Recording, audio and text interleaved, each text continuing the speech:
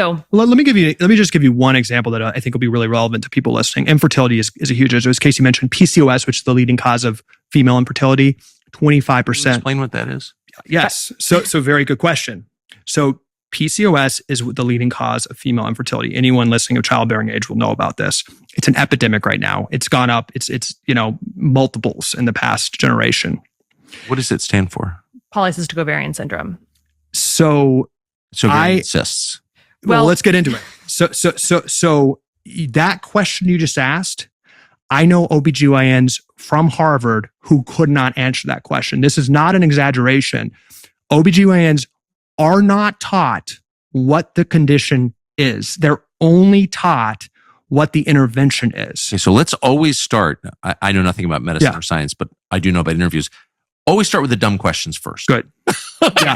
If you can't answer the dumb questions, I don't believe you. So when a woman, and many women listening will have PCOS and across their OBGYN, they're put on a cascading set of interventions that are pharmaceutical. Can you just tell me what it is? Yeah, it's insulin resistance.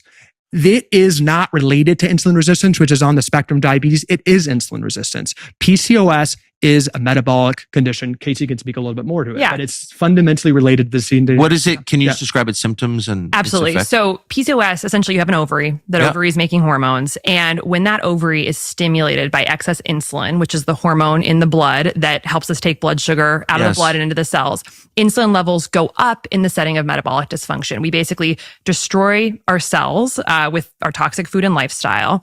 The cells can no longer process sugar to energy. So the cell rejects sugar and it stays in the bloodstream. The body compensates by making more insulin to try and drive the sugar into the cell that's putting up a block because it's broken, essentially. That high insulin floats all around the body and does bad things all over the body, like drives cancer growth and also stimulates the ovary to make more testosterone. So you have women who are supposed to be making, estrogen and progesterone in very specific levels throughout the hormone cycle so that we can ovulate.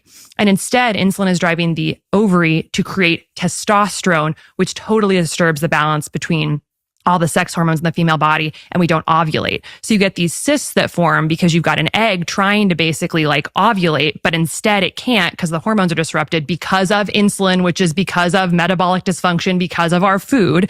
And we get infertility because we're not ovulating. So Lucky Charms leads over time. 100%. Absolutely. 100%. It's our and this condition is reversible in as little as 12 weeks with dietary interventions. There is peer-reviewed studies to show this. If we get our blood sugar levels under control and our insulin levels under control, we restore the hormonal balance. And many women, all the symptoms will disappear and they'll be able to become fertile. And yet doctors do not learn. The average doctor is getting zero education in nutrition. And so they don't even see this. They reach for the clomiphene, the metformin. The treatment that the OBGYNs are giving to these women is a diabetes drug. And they're not talking about blood sugar.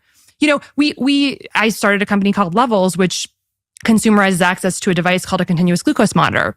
There are so many women in our community who have PCOS, whose doctors who want to understand their blood sugar so that they can naturally heal their PCOS. Yes, and have babies. And these are not devices that they will give to, they'll only give it to late stage type 2 diabetics, even though we know that PCOS is insulin resistance, and that if we can monitor our blood sugar with this device and get our blood sugar under better control, it can absolutely set us up to sort of naturally heal. But it's not being talked about by the OBGYNs because doctors are not trained to see this. This is everything, right? This connects everything. Whoa! This is the future of our CCs, right? This is fertility. This topic, any woman dealing with infertility, this connects everything because the doctor doesn't know what Casey just described. Look, we've talked to them. They don't know. They did not learn the physiology of why people actually get this condition.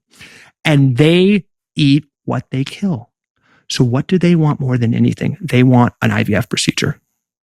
They want an invasive surgical procedure. IVF. Of course. I mean, assisted reproductive technology is skyrocketing clinics all over the world. From an economic perspective, it's a gold mine. If that woman goes on a keto diet, which is the best reversal technique for a PCOS ever studied, 12 weeks, they are robbing that doctor, just from an economic perspective, of tens of thousands of dollars for a gruesome invasive IVF procedure, which is a great procedure. But I think we all should agree, that woman across the table would love to hear that there's a more natural way and just the correct way to reverse this condition, which by the